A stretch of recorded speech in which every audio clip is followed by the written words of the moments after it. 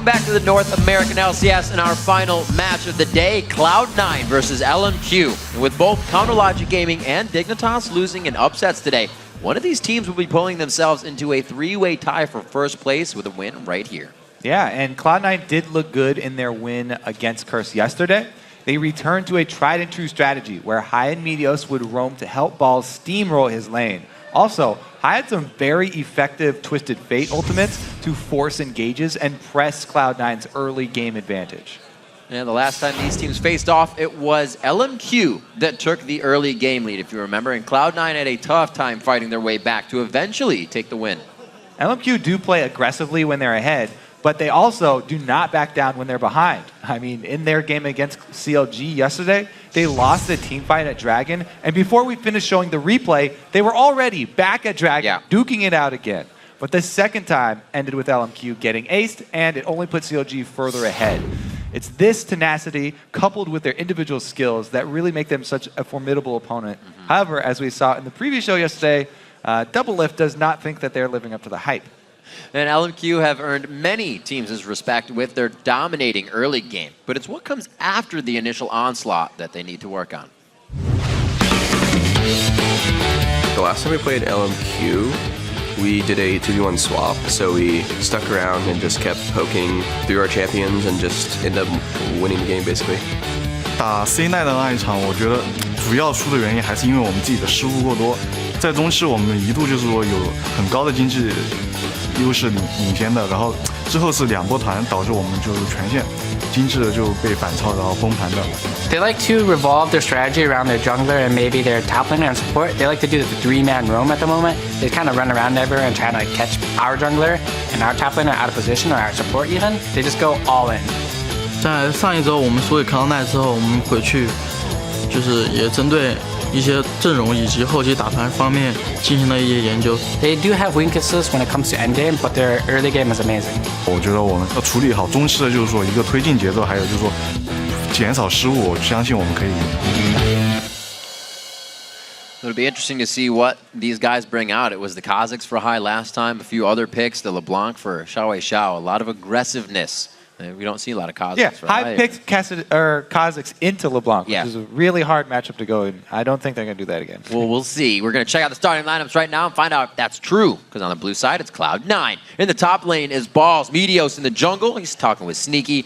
Hai in the mid lane. Sneaky on AD carry. And LemonNation on support. And on the red side, it's LMQ. Up top, Ackerman. In the jungle, NoName. Mid, XiaoWeiXiao. AD carry Vasilii. And support more. In this last game, definitely, if you haven't, definitely deserves a rewatch. The fights were amazing. Some of the biggest tug-of-wars we've seen throughout the LCS. And it's back and forth. Both of these teams know how to fight, whether they have 5 items or not, and make the fight last like 30 seconds. They know how to micro in and out, get the damage where it needs to be. And then it's usually one person walking around each side with no health. So I am ready for this game to go pretty much to 11 and then some. And both of these teams have spent a lot of time analyzing what happened last time that they played. So both teams coming in with new strategies. Cloud9 can't necessarily count on LMQ playing to their old tendencies because they're very well aware of what went wrong last time. And do not want repeat mistakes. Exactly true, Kobe. They stated it. They know the mistakes were made. Will they be able to fix them? LMQ has kind of been trying some different things lately that didn't work, but seem to kind of put them in a slump. They're at 2 consecutive losses now. A third one will be the most they've been looking at. Somebody who has not been trying too many new things is that guy right there, Meteos. You don't say. Has only played. They have only won games when he's on Lee Sin. He's 7-0 on Lee Sin. They've lost every single game that he has not been on Lee Sin. 0-4. So what you're telling me is Lee Sin's a high priority for Cloud9 right now. Just by pure numbers, 7 straight wins with the champion. Those are the only wins that they have gotten. And this isn't, this is knowledge that teams will know, will look at. You can't look by the king of the jungle right now, or he will make it hurt. They're looking to go for it again here. They ban Elise, and they're looking to fit first pick Lee Sin. Once Squeeze again, out you the LMQ handle, good counter right there. They notice what Cloud9 are going to go for. So that means the game's over, right? It was at Lee Sin. No, the game has just begun. Really. Well, it seems so. The second blind pick casted in today, and it's the first priority coming in for Cloud9. Hai is a really big fan of this champion. I was definitely wondering what he was going to fall on nowadays, because he's been bouncing around so much with his champion pool. Very sporadic choices from high, but this time, something he's very comfortable with. He really loves champions like Qi-Lin, who can snowball off of a couple early kills from roaming around. Yep. So really just plays right into High's whole style, really. We'll see if he can actually get this Qi-Lin going, though, because Qi-Lin does rely on, that first kill. He really excels in chasing people down in, jungle skirmishes and things like that. So we'll see how Cloud9 can actually create those situations for High to shine. Worked quite well for Complexity earlier, Kobe. We'll see if they can put it into effect. And I say all that. Yeah. However, Qi-Lin could very well go top. That's right. We haven't seen Balls use it yet. But there is that it's a inkling that possibility. we've been seeing a Qi-Lin top, which I talked about a little earlier. We'll see if it actually happens. Interesting that Moore with Thresh up picks Braum, even Morgana too. Moore is very much a playmaker.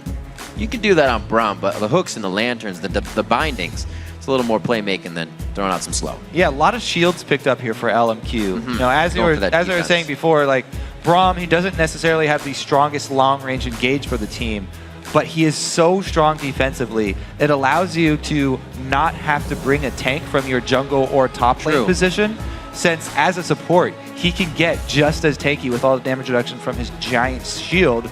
They pair that with a Lulu pick, who can either go mid or top lane, and already LMQ have substantial defenses without having to invest in one of the traditional tanks.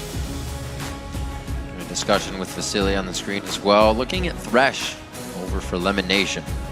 Let's see what he locks in. He looks to be making plays as well. Yeah, the Rengar has already been locked in yeah. for Meteos, and that is such a good combo with Qi-Lin. Talking about chasing people down, Rengar, boom, as soon as he hits level 6, he'll come in for that stealth gank, and he can not exactly 100% somebody by himself that early on, but he can get you low enough that Qi-Lin can easily capitalize on that gank. Even if Qi-Lin is sitting back farming minions post level 6, he can definitely jump on any sort of gank that Meteos is getting himself into, especially with teleport. Right. He'll be able to get into any action anywhere on the map. So we are going to get a switch up in Champion Select. I believe there was a selection that went through. If you make somebody aware of that, or if there was a mishap before the other picks go through, then obviously that is reset. So they're going to get fixed up on that. Probably not the Amumu Ezreal. Yeah, we'll get right back into it pretty soon here. But already some interesting things coming out from both teams. Like we talked about, super shielding from LMQ. Does this signal late game hyper carry for them? Or are they just going to go full kite comp here? Definitely depends on which lane Lulu's going to go into. Excited to see. It will be interesting in the fact that LMQ always wants to go forward, depending on whatever they're against or what they get. They kind of went with the Pantheon. Their forward motion kind of aggression didn't work with that. So I think any picks they take besides this, even going against the Qi-Lin, they'll be able to push that out. Yeah, I mean, we'll have to see. But C9 with the two assassins of Rengar and Qi-Lin. That's true. I feel like that combo And the playstyle of Meteos and High. is just waiting to explode. That can easily snowball out of control because both those champions just need a couple of kills to get going. Rengar, as soon as he starts stacking up his Bone Tooth Necklace, gets out of control really quickly. And Meteos has been practicing this champion a lot in the jungle. He has. We'll see if he's perfected his skills yet. An unfortunate loss on his first play, but the whole team loses, not just one person sometimes. I'm just kidding. Coming up, Champion Select is resetting itself. We're almost through, and we'll get the picks and bans underway to let you know what these guys have done in kind of the chess portion of the game. What pieces are going to be put into place right now. Cloud9, as we said, looking at that, Qi-Lin, the Rengar, and the Thresh. Was really surprised that Moore didn't take that Thresh with the plays he's been coming out with. They decided to go Braum this time, and that's kind of what we were talking about. Their team's focused on shields, focused on defense. Yeah, I think it's a good idea because anytime you're going against really heavy assassin teams, stacking shields and defenses like this is a good option. So LMQ already with a pretty good game plan. We'll see if they add more on top of this because, Orianna's still up, could easily have the same combo that Dreamcast went with Lulu plus Orianna as your solo laners, and then Braum as your support.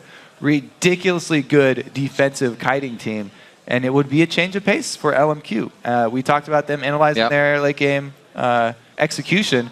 Maybe they're just going to bring a whole new style to Cloud9 and not want to repeat the loss that they had previously. It was definitely a different game. As we were saying before, the first time that they played, a very back and forth game, and it's going to show that again.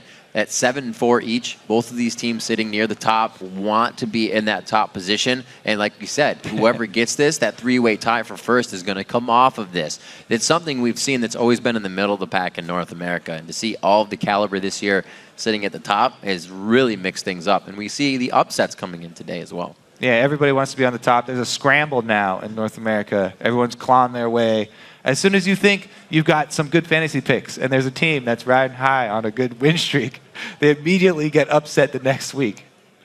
Well, looking back at the picks, we did say when Meteos gets that Lee Sin, he will be winning. We said his Rengar previous play was a loss, but their win against LMQ did come from that Lee Sin play. So the they flip have an edge side there. is that every time he's not on Lee Sin, they lose.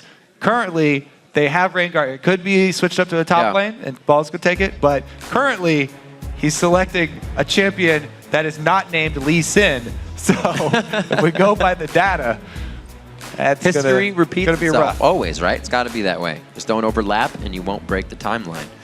We got the Orianna Kobe being locked in. He said that was still up, and XiaoWeiXiao has been no stranger to utility play mid-champion. So he'll be happy to put out some damage. And we get the Graves pick. Graves is locked in the game. A Kog'Maw as well from the other side.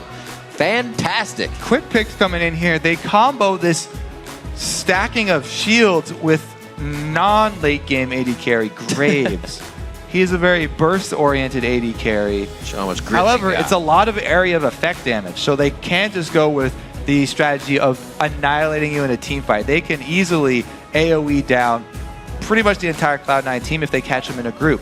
Something that LMQ may not be aware of, though, Cloud9, one of their greatest strengths last year was playing against AoE teams, against these team fight AoE dragon contenders. Cloud9, they just split up so well. Their team fight positioning is immaculate. They never have two threats standing next to each other in a team fight. They're always able to disperse and then collapse again for reinitiation. So if they go how things have trended with Cloud9, Cloud9 should be able to work around all of this AoE, but it looks impressive from LMQ right now. They've got a great burst combo. Impressive indeed. LMQ also, like you said, the fight disengaging, always knowing where to position. I don't think one time when they played against Complexity and Westroyce was on Malphite, he ever hit more than a one-person unstoppable force. Like you said, these teams know how to fight it out. The game's about to go live right now, so let's see who you think will come out on top. According to LOL Esports, 65% of you think it's going to be Cloud9 racking up the win in one of our closest votes today. If you don't like those numbers, though, you can keep on voting and send in your hashtag C9win or hashtag LMQwin to @LOL Esports. We will be checking back in throughout the entire game and get your real-time reactions. So we get the Graves play coming in here. Definitely getting a lot of champions coming in week 5 here. It's some Ari play, other stuff. Got to play Graves before 410 hits because Graves loves Bloodthirster in its current form, 4.9 for the tournament realm. Get that last bit of love. He scales so well with just flat attack damage, all of his abilities. So he's going to get his playtime in now. I like the fact that they have that Jarvan to sink everybody in the middle, a Shockwave to sink everybody in, and then you hit collateral damage with a nice buckshot. It's all easier to say than do. But. Yeah, you don't have to kite back if you have a comp with Orianna and Lulu. It's easy. But if you add a Jarvan into that mix, then you pretty much just switch the entire flip there because Jarvan is almost always jumping in with the ball and going for the Shockwave dunk. Well, here we go. Before we take off to England for Wembley, our final game of Week 5 of the NA LCS. We're locked in and ready to rock out Cloud9 versus LMQ. We're on the Rift. This team fight from LMQ just looks so fun. I feel like we'll see NoName stacked up with double shields from Lulu and Orianna, and then as soon as he jumps in for the Shockwave, more will follow right behind him. Yep. And tell him to stand aside for a very quick dive from these two. Vasilii twerking.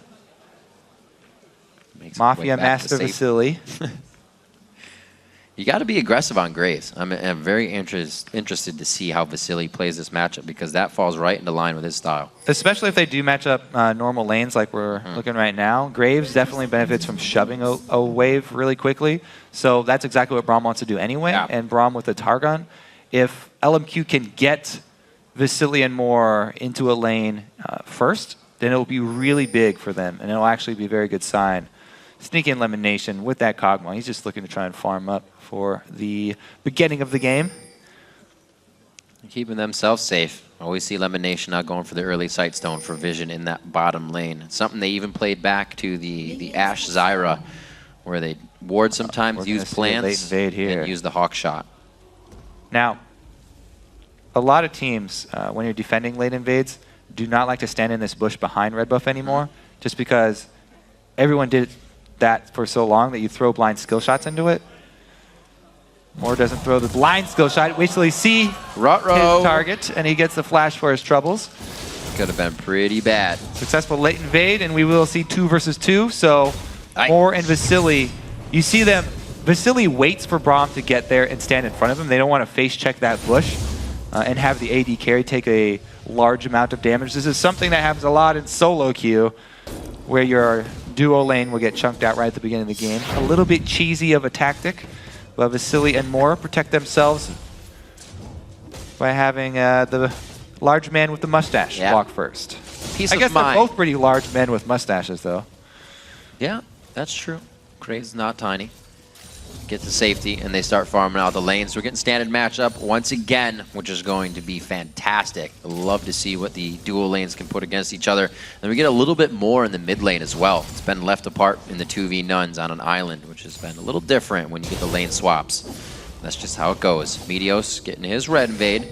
We'll see this soon coming in from NoName. Yeah, Rengar, his early game isn't the best, so he's having a bit more trouble countering and getting the answer back to have his double buff. However, he successfully gets it, just a little bit behind, as you can see in experience here.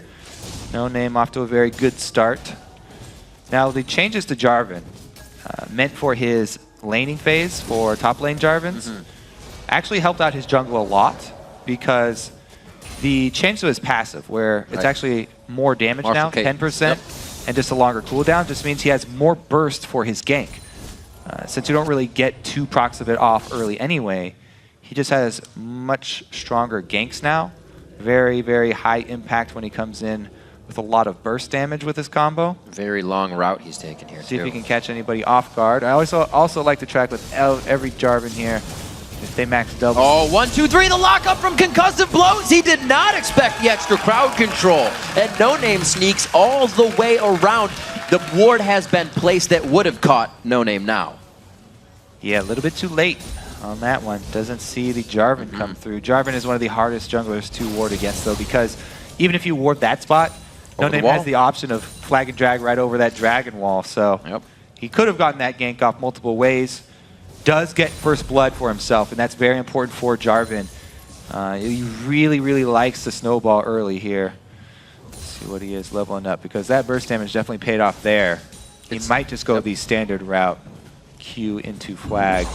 Waiting to see if anybody maxes the shield second, though. It'll be a different game for NoName this time. We'll see how much more aggressive he plays versus their game against CLG. He went 1-6-7 on that Jarvan, so well, the other thing is, he is the one on LMQ who started with a sweeper. He didn't even switch it out. Whereas Cloud9, they had LemonNation start with their sweeper down in the bottom. So LemonNation, having to go back early, is at least able to complete his Sightstone.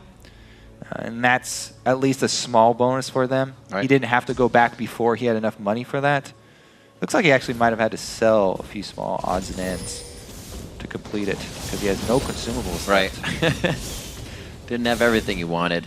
You can see Moore leaving the lane. Sneaky tries to take aggression on that. Already wasting out his mana. Without that on Bio Arcane Barrage now, he's definitely using a lot more Caustic Spittle in that Void Ooze. All right. Now, let's take a look at this top lane matchup, because Renekton versus Lulu. Lulu is a very annoying laner to go against for pretty much all melee champions. Wow, we're going to have a third champion coming up here, though. NoName does make him way up the river. He's close. Slow lands. Glitter Lance in. He's waiting for the second round here. There goes the ward. He's going to have the slice and dice, and actually NoName stands in way for the slice and dice to occur. Unfortunate on that one. They don't get a flash out of balls either. Yeah, he did get a lot of harass down, though. We'll force him back. Now, Renekton, it's very, very good for balls that he didn't have to blow his summoner, because the advantage Renekton has over Lulu is kill pressure. Oh, this is a running for his great lap. counter, but they have the ward there already. NoName thinks he can go versus 3. Going to be very dangerous. Flag and drag over to the opposite side he wants to be on now, and it's going to be a bit of a ring around the rosy if he can get out. Full vision, waiting for the flag and drag. No. Flashes over the wall to safety and really just saves face on that one. What a hilarious series of events right there. Meteos flashes into that bush to try and get his leap strike off to close the distance, but XiaoWeiXiao was already out of range there, blowing his flash, and then Meteos is not able to get the jump onto NoName, who flag and drags over. Bunch of hopscotch going on in the mid lane, and actually a pink ward is wasted in the process. Somebody dropped that on accident. There's no stealth champions that they were looking to keep track of there. It was just a misclick. Happens in the heat of the moment where everybody's jumping around. Moving around, still watching pressure here. NoName, you can see his first buy, didn't even get the stone. Actually went for the damage as he goes for his lizard, and he had a pink and a green to come out of base with. So they're just trying to pressure their lead a little bit more. That was kind of foiled a little bit, and they wasted a flash or a few. But they're trying to regain position, and like Cloud9 said here, that 3-man roam team is everywhere. NoName's always with another 2 people. Well, right now, he's circling around bottom side once again. And as we said, there are many paths that Jarvan can take to gank you.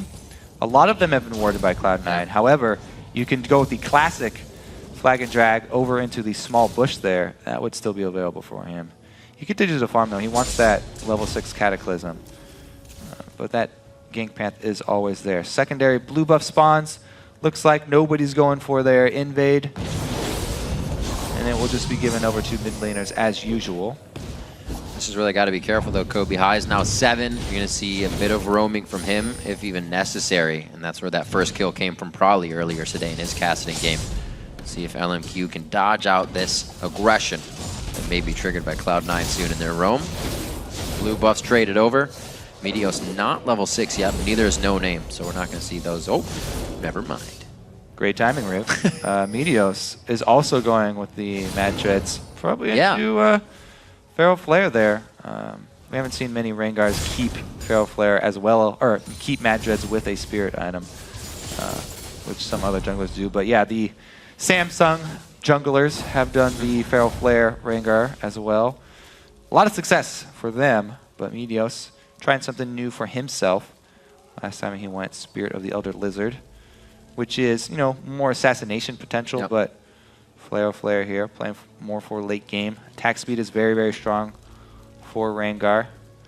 Also, Meteos wants to keep 5 stacks of Fury before he goes for a gank. You always want to stack up 5 before you pop your ulti because it does not generate them while you're in stealth anymore. It increases your rate after you pop out of stealth. So if you go into it with 5 already, then you have the highest chance of taking somebody down. And when you're in the jungle, you have an easy option of just staying at your jungle camp longer to charge those Fury up. Now that he's level 6, and he's got red buff, and he's got 5 Fury, I expect Meteos to go for a kill right now. Looks like he's headed bottom lane, and High will probably want to coordinate that with him as well. Talked about the dual assassins here. See if they can actually make it happen. This is a pretty crucial point for Cloud9 to get their snowball rolling. See what Meteos can do as he comes out of base. Looks like he will be headed down towards that bottom side. It's pushed up though. Should come back. One more wave in. Meteos, as we've said before, even when the double jungle happens, he gets a lot of the farm. So it almost seems like the Feral Flare and him kind of hanging out in the jungle to get bigger works in his favor. Because when he comes out and he's for sure about the gank, it always goes in Cloud9's favor. Well, it looks like he has given up on bottom lane, so he might regret that, as NoName's been sitting around here looking for a gank as well. We'll see how defensively this Cloud9 bottom lane can play. If they do it right and Sneaky's up front and LemonNation plays further back, then they can just rely on the Lantern to get him out of Cataclysm or any sort of trouble they gets himself into. Looks like they do play it sufficiently safe, and NoName gives up, gets bored. Very different. I'm sure players are getting antsy now. We would have seen LemonNation roaming for ganks as well in the different lane situation. Sneaky 77 to the 90 of Vasilii and that lane pressure that they're able to put on. Going very well in that lane. And if Graves can get big in this fight, it's going to be very hard for them to take him down with all the shields. Yeah, looks Looks like there's going to be happily farming down there. Meanwhile, curious that Cloud9 have not tried to kill this Lulu earlier in the game. A lot of teams, when they see a top lane Lulu, will even go for early dives on her before she hits that level 6, while she still is a squishy mage. It's a good deep wards here from Ackerman, you know, supplementing that green one that just ran out with a trinket ward placed even deeper, because he wants to get vision of Meteos as he's on his way to gank the lane. Won't be able to see him after he activates his ult. So deep vision, very important against Rengar. Similar to Evelyn. And Ackerman doing a very fine job of keeping himself safe. Safe and CS'd up 112 to 96 in that. Doesn't look like they're going to try to move on anything just yet. Both teams kind of stalemating each other out. Dragon's definitely going to be an option quite soon. But LMQ's already got the vision on that.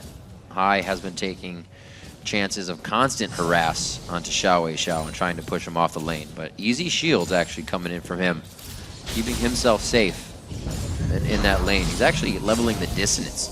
Quick move over here. They force Sneaky back to base. LMQ go for the dragon. Strong timing for them. Call the jungler down. Very good call here. Sneaky won't be able to make it, so should be an easy objective for LMQ.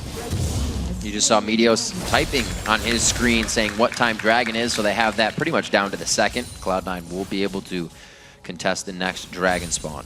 Here's that classic gank up top. It took a lot longer than usual for Meteos to make his way up here. And Ackerman is already well past his level 6. They are going for the dive, though. Great glitter lance to stall this one. A little too patient. I like how Balls played that one, saying, I'm not being aggressive, but he eats the glitter lance to the face, and nobody likes glitter. Very nicely played by XiaoWeiXiao, putting himself right on top of High for the dissonance to work on damage and allow him to move around. Keeps himself clean. It's a flexible one there, dodging in and out. Now, that was although nothing happened up top, pretty big. Cloud9 do not get to use that Rengar ulti.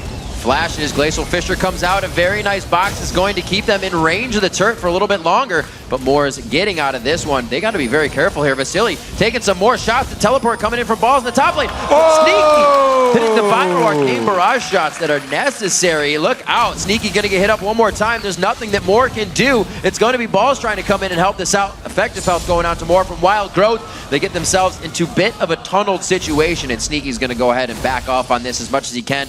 Avoid use would be very helpful, but looks like Balls can get himself out of the danger himself. So they trade here. Support kill for AD carry kill. However, Meteos has been able to fill in that top lane for Cloud9. So they rotate someone from the jungle out to the open lane. Whereas LMQ, they committed their jungler down bottom. So they weren't able to get anyone into that open lane after both top laners decided to teleport down bottom. And basically what had happened is Cloud9 get a free lane of experience, shoving that one into the turret. So they come out slightly ahead, even though it was a 1-for-1 trade. And that turret becomes prepped for gold, really, in any necessary situation when they want it. Coverage going around on the bottom side of the map. I expect to see a bit more aggression down there. We see Meteos hovering that way already. And a little back and forth as Vasilii not looking too strong in this engagement in the HP area, along with Sneaky. So the AD carries have to be very careful right now. Everybody's getting a little roam on. Battle over the pink wards. Looks like LMQ decided to give this one up. Meteos does have his ulti ready once again. Stacked up 5 ferocity as well. And getting the red buff. Says no thank you.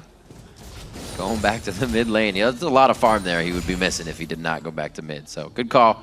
He actually puts a little bit of damage onto XiaoWeiXiao first and goes back for that.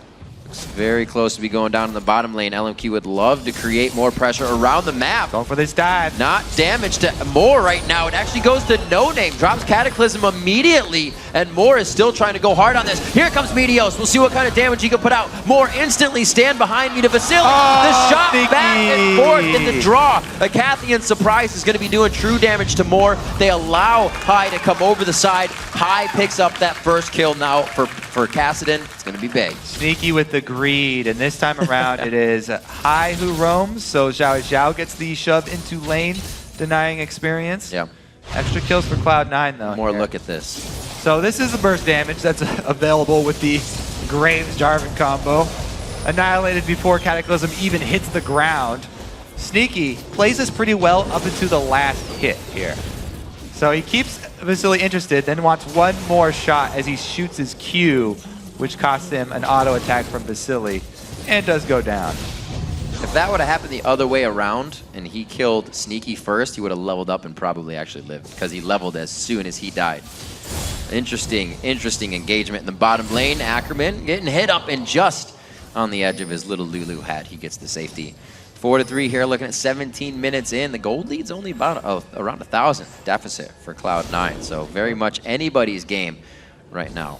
You see a lot more focus towards the top lane. Looks like they will be getting this prep turret down for some more cash money. Cloud9 doing a lot of work clearing out all these pink wards as well. Down bottom and up top. There's one more left and there was a pink on it already. Looks like more could get cornered.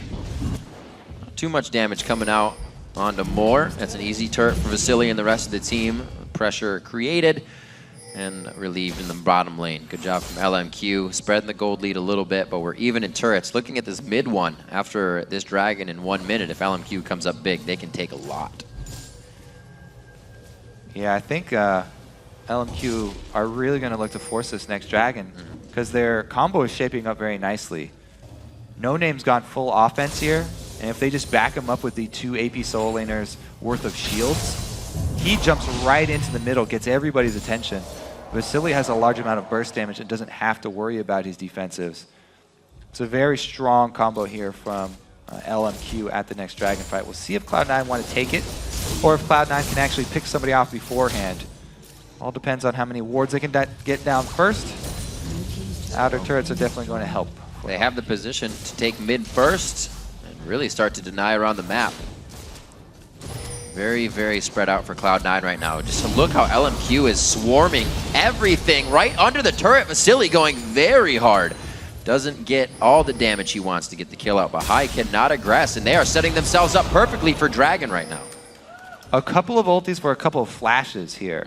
LMQ just spend ultimates, however, Cloud9 down 2 flashes after both of those exchanges. Oh dear.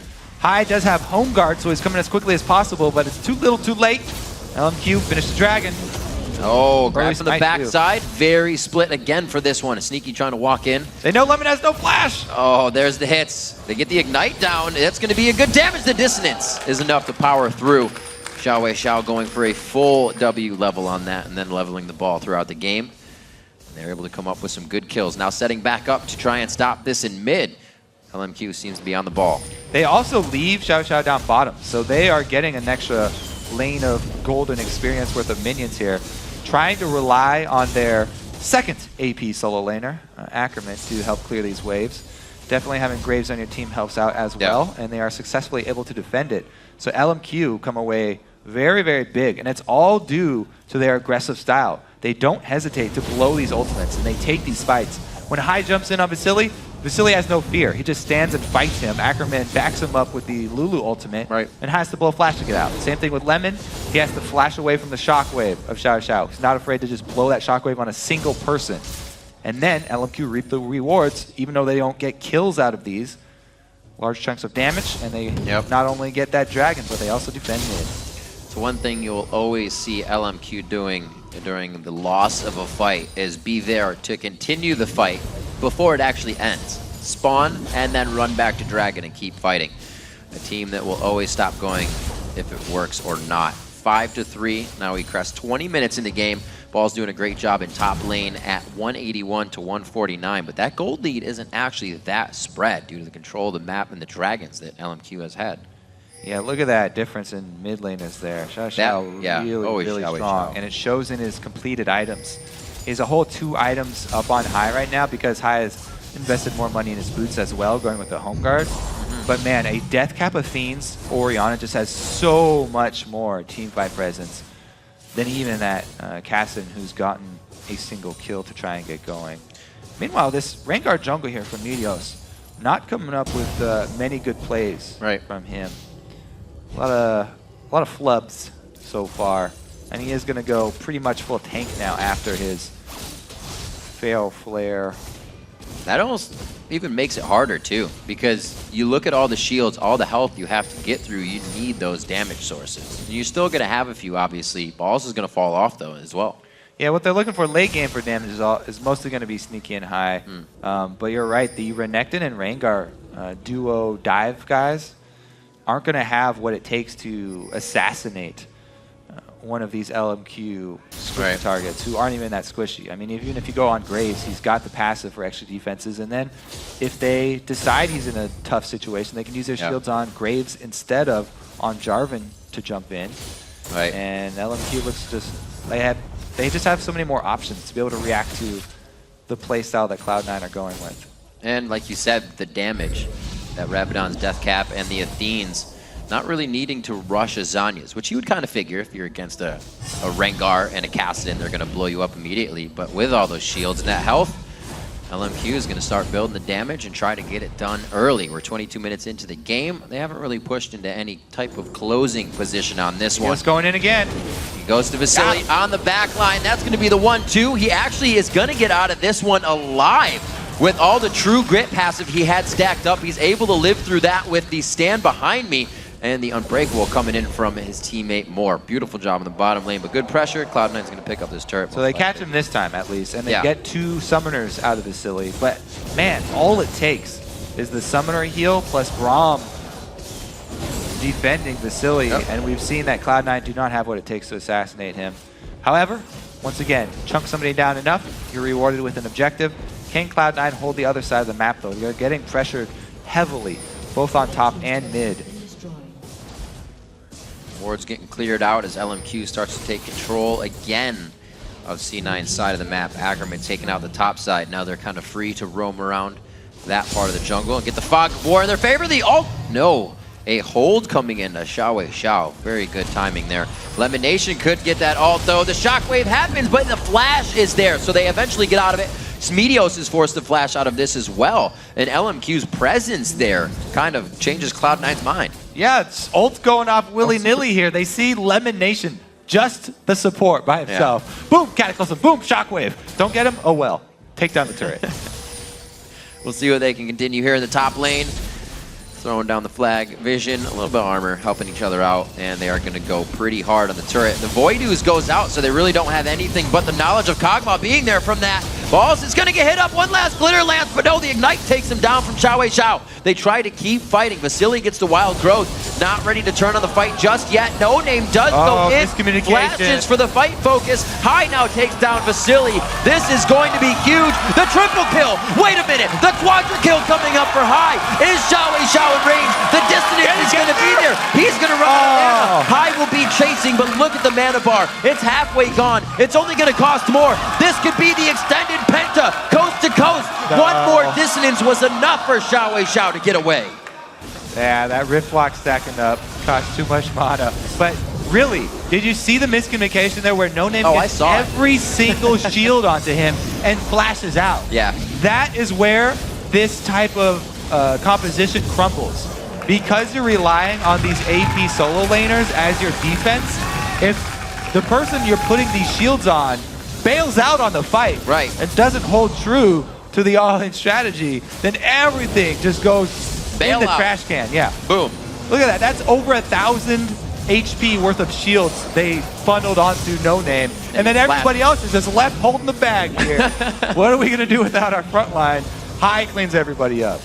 What a turnaround for Cloud9. They really needed that. So I'm going to go out on a limb here, Kobe. You said that High should get a few kills on Kassadin, and I think he's got to that point. He's got more than a few here. 5-0 for High. Zanya's completed after the last fight. Now he's what a game changer. Enough for Hook to come in. The Wild Growth is there to save NoName. The fight can be reassessed. A 3-person Shockwave. Back into the fight with Cataclysm. Moore's going to be there down to low HP. Just bleeding out. NoName finally goes down. It's 4v3. High goes down now just after getting a quadra kill. And LMQ's able to turn around into Dragon Engage. Cloud9 get overconfident. Oh, the Glitter Lance hits on the end. Once again, Glitter being the detriment to this fight. LMQ showing you what happens when we use all our giant AoE ultimates not on just LemonNation. If they hit the entire team there, blow up Cloud9, and as quickly as that, Cloud9 give, Cloud9 take away. Wow. Nobody thought that was going to happen just now. Let's go back to the inhibitor turret. LMQ somehow at Dragon, now in the base of Cloud9. 26 minutes. At 20 minutes in the game, both teams were looking eye to eye in mid. They jump everybody onto NoName, who once again fails. That but then Shockwave onto 3 people, Cataclysm onto 4. Everybody jumps in. Hai does have a Zanya's, but the front line here not going down fast enough. That's the combination we talked about, Kobe. Easier said than done, but they just did it.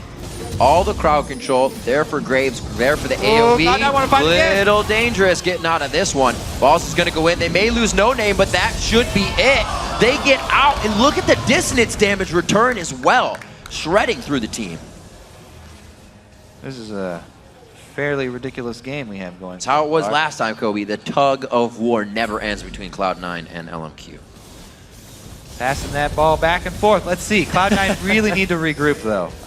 Control this blue buff at least for themselves, because they've lost a lot on the map after that last route. What they do have going for them, still Sneaky is holding on to Baron buff. Yeah. This is pretty much the biggest champion for their team right now. They're relying a lot on that Kog'Maw for late game damage. Meteos has gotten his Feral Flare transformation finally. However, with that full defense build following it up, he's not going to be that big threat. And it's pretty much all about Sneaky and Hai combo. Because same thing for Balls. He's only about slow burn damage.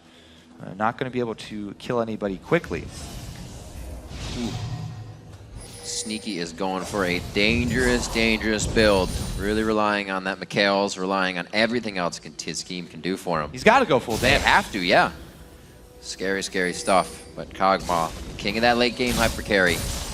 He can do it. Seen it change games. The harassment from Hai coming in. See what he can do. A little damage assess there.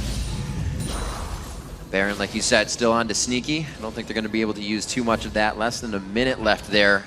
Word dying out that LMQ has vision on Cloud9, being very lax right now. Nothing can be pushed. Nothing can really happen. They're waiting for LMQ to make a move. Middle inhibitor down. Really, Cloud9 are licking their wounds. Trying to get Sneaky some extra cash flow. They definitely need to calm down a bit, because it looked like after this surge of confidence with that one team fight right into a Baron fight, they kind of threw their whole game plan out the window, and they forgot about spreading out. They forgot about their whole plan of team fighting against an Orianna. I mean, they just got caught up once again by the Shockwave, and Jarvan, Graves, easy to follow that one up.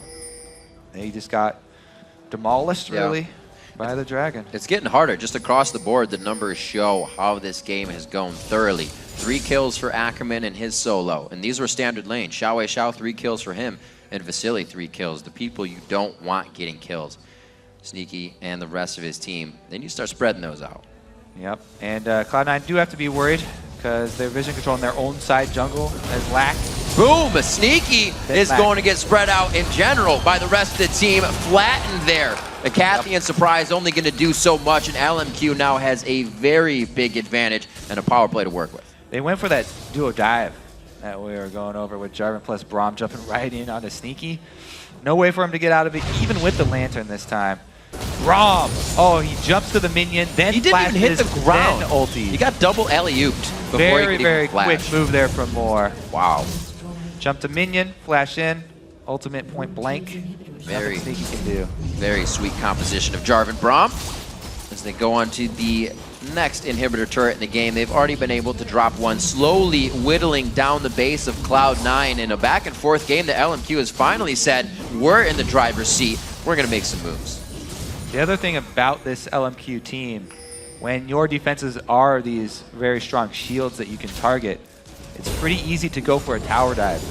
Whoever is the one charging in, Jarvan or Braum, who's the focus of the turret, stack all the shields on that guy and get that shockwave going. It's very easy for them to quickly pull off a tower dive. So even bottom lane, if they decide to go siege up around the bottom lane turrets, Cloud9 have to be very wary of that repeat dive onto Sneaky, because now Sneaky has no flash, and it will only be the Lantern for repositioning. Dangerous game they're playing here. LMQ showing a little bit of diversity as well once again in their picks. Bringing out the Graves for Vasilii on this one. It seems to be working for him all across the board. They've been trying different things back and forth, trying to get themselves out of a slump. Looking at 2 consecutive losses right now. Not wanting a third one would be their longest loss streak. Also, both of these teams looking to share that first place right now for a 3-way tie. LMQ on the verge of doing that a little sooner here than Cloud9 and a 7,000 gold lead. Kobe, 32 minutes. It looks like we are going to get the Baron Samba back in business. Well, LMQ have a lot of work to do to clear out wards, and they already have 2 exposed inhibitors, so they don't really need to risk a Baron. Right. Just covering it. Looks like they are going to go for the exposed inhibitor that is up. As we also said, their team is well equipped to go for tower dive, so they don't even have to venture over to that side of the map. Not what you want. It's a big fish, throw it back. Real big fish. That's great damage onto Ackerman. A good dive here. They could have caught him off guard. Meteos, that's a big shockwave coming out of XiaoWeiXiao. They start to shred down Cloud9. The double kill for Vasilii and the power of shock and awe that LMQ has right now, and they have controlled and given themselves throughout this game, is now 14-8 overall. The 10,000 gold lead as they start taking on the Nexus turrets, and a pretty convincing middle to late game as LMQ is going to take down Cloud9. Yeah, congratulations to LMQ picking up the victory here. Much needed for their team, and a very well executed, except for that one slip up. Doing a great work. You can see Cloud9 really just in their own thoughts, figuring out what happened. Why couldn't they make the picks? A different play for Meteos coming in, trying the Rengar again. Kind of not forced on, but went for the Thero Flare, and that forced him into being not an assassinator. He had to build tanky. They lost damage from another portion of their team, and they didn't have it really from anywhere else, just hot. Yeah, rough game for Cloud9, pretty much all around. Everything they tried to get going for the early game kind of fizzled out.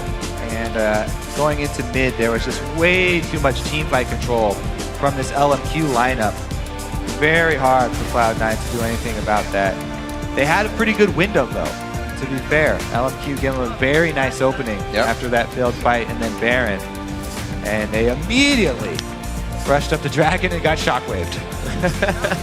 Like we said, they lose a fight and they keep coming back. Who would have thought that they were going to win a fight just after a quadra kill?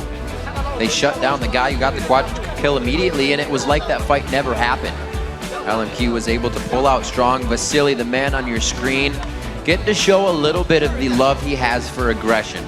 Playing that Graves, getting in, getting his true grit ready, firing no warning shots. Really great gameplay all around. NoName bringing out the Jarvan again. A little more successful this time. Yeah, it was pretty good this time. Just small things I do got to work on. When we put over 1,000 health of shields on you, do some tanking for the team. You just flash out the side, and everybody else, squishy backline, is faced with some problems. A quadra kill problem, to say the least. Right now, we're actually going to send it down to Jack, who's standing by on the winner's side. Thank you very much, Riv. I'm, of course, joined by Ackerman and his translator right now. First question, what do you think the key to victory against Cloud9 was today? 就是第一个问题，你觉得今天战胜 Cloud9 最关键的一点是什么？我觉得我们阵容在 BP 上面就已经赢了他们了，这是我们想拿出的，就是最理想的一套阵容。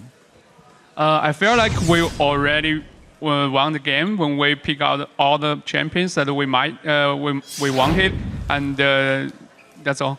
So pick ban phase victory for Ackerman and LMQ. Also, LMQ seems to be very inconsistent from week to week. How do you guys become more consistent as a team? 就是另一个问题是，你们在打比赛的时候就是起伏很大，有时候会打得很好，有时候打得不行。然后你觉得你们的问题是什么呢？我觉得就是我们原来选的这种就是临场有变，就是说不适应我们的一种打法，而今天我们就是打出了就是我们在训练赛就是一直想要的一种节奏，就是说推进。Okay, so we constantly change our pick bans and that we practice on screens. So that's why we lose our games. But today we did what we practiced and we just keep pushing, and that's how we win the game.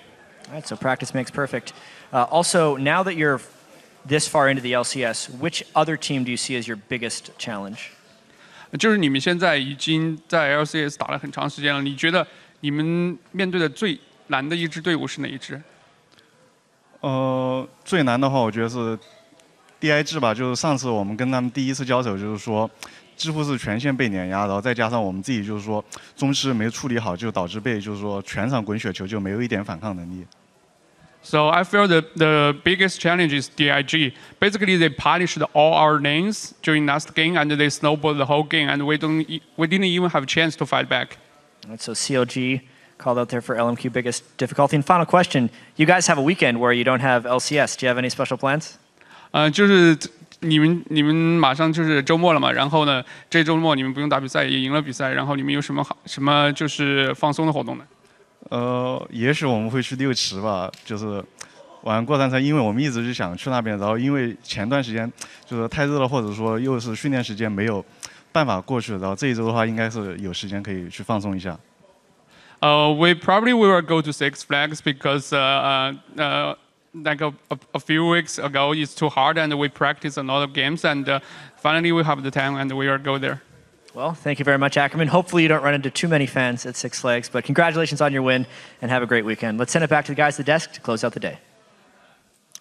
I want to go to Six Flags. I like how Jack is asking them about their consistency, and he mimes this, and they're going to Six Flags roller coasters. It works perfect. He's saying, is your consistency like you're going to go to Six Flags? Hopefully they can stop that. We should join them, actually. We should. They stopped I their wanna go losing too streak. now. That was going to be a 3-game losing streak for LMQ, the first one they ever would have had. So even with their kind of slumps, like he said, practice makes perfect. No, perfect practice makes perfect. But it seems to be working out for them so far. Yeah, finally a lot of these teams that have been saying, yeah, our scrims are going great. We're practicing so well. It's translating to LCS wins here. Curse earlier today also getting their upset victory. Yep. Finally, they really needed that as well, bringing them out of it. Seems like all these teams that are down are getting the wins that they want to come back into this game. And it's keeping pretty much all of the North American LCS teams in contention. Everybody still has hopes of reaching at least top half. It's absolutely spicing things up. Teams can't look just onto whatever game that they think is going to be the hardest. Trap games have caught so many teams already this split, and not considering that somebody is actually going to, or they are going to take a team for granted, and they do. Speaking of trap games, you kind of have to mention Dignitas. I feel like almost every week they're calling at somebody and they're like, yeah, we're going to have easy end of the week, and then they lose another upset game. Easy end of the week, we lose another upset game. Yeah. How many times are they going to do that? I don't know. I don't know. Well, we see on the analyst desk, you know, we joke about it, but Crumbs and Kiwi could go to talk about a play, and Crumbs says Kiwi knew what he was doing, and Kiwi says, I actually, I just kind of went in. I felt like going in. Yeah, they're hiding something. Plus, they're also just giving that happy-go-lucky vibe off. Always. The smiles across the board for Dig. So let's check out the standings right now after a topsy-turvy day of upsets. In first place, it's CLG, LMQ, and Dignitas. Then, still just one game back, it's another tie for fourth place with Cloud9 and TSM. Curse, the only team not in a tie, does hold sixth place now. Good for them, and sharing last, it's Complexity and Evil Geniuses. And if we're drafting our fantasy teams this week, here are a few names that would make up our first picks. In the top lane, it's Quas. He was instrumental in Curse's win over Counter Logic Gaming and a strong Kale game, applying good map pressure all over. And OP in the jungle, it is Kez. His Evelyn was everywhere on the map, keeping Dignitas off balance, and it allowed Complexity to pull off a huge upset victory. Next up, it's XiaoWeiXiao. He had a nearly flawless Oriana game to help his team finish the week, still holding on to first place. And despite a 1-1 week, Wild Turtle turned in 2 good games, only dying once and racking up 11 kills. And our OP support this week was Xpecial. His solid Thresh game this week pulls him closer to the 1,000 career assists. The player that would take the top of the podium this week is XiaoWeiXiao. XiaoWeiXiao bounced back incredibly well after LMQ's loss to CLG, and today he narrowly avoided falling to a high pentakill. We went back to Oriana, and a pick that has actually had a lot of teams in the challengers scene running scared. Yeah. And now the team, they've climbed all the way back into a 3-way tie for that first place. He's definitely somebody that, LMQ as a team they were kind of on the boards as a team to watch, but XiaoWeiXiao, I think as a player that people have said we're going to watch, has lived up to and consistently lives up to his name. I think the last one to do that really strong was like Bjergsen or somebody. Yeah, both of those mid laners, Right. as soon as they came in, instant results. Absolutely. That's just about going to do it here for the LCS this week, but don't forget to tune in tomorrow for the European LCS, which will be broadcasting from the historical Wembley Arena in London. Yeah, playing first is going to be SK Gaming versus Alliance, followed by the Super Hot Crew taking on the Copenhagen Wolves. They'll also be serving up the European Challenger Series final between Ninjas in Pajamas and H2K. Then North American LCS returns next week on its regularly scheduled Saturday start time, beginning with Team Solo Mid versus CLG. Then Complexity will challenge Cloud9, followed by EG versus Curse. As always, you can get the complete schedule on our website, lolesports.com. Now, for myself, Kobe, Freak, Jat, and the entire live broadcast crew, thanks for watching, and we'll see you back here next week.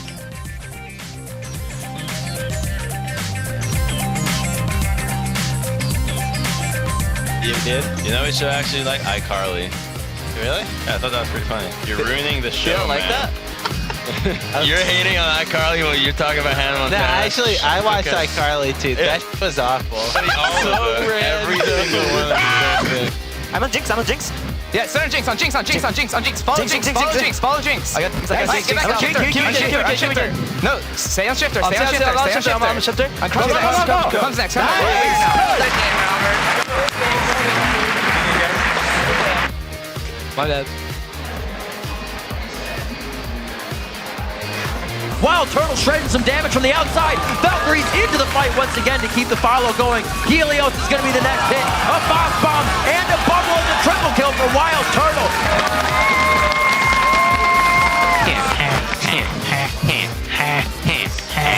Oh my god, I want to retire. I mean, Boy is being chased out by Afromu. He's ready to go down for the team in this situation. He gets another shield. They are coordinating everything. Look for Link.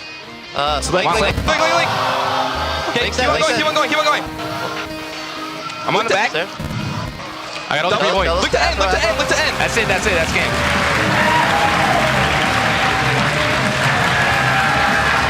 Yes. Oh my god, my favorite time.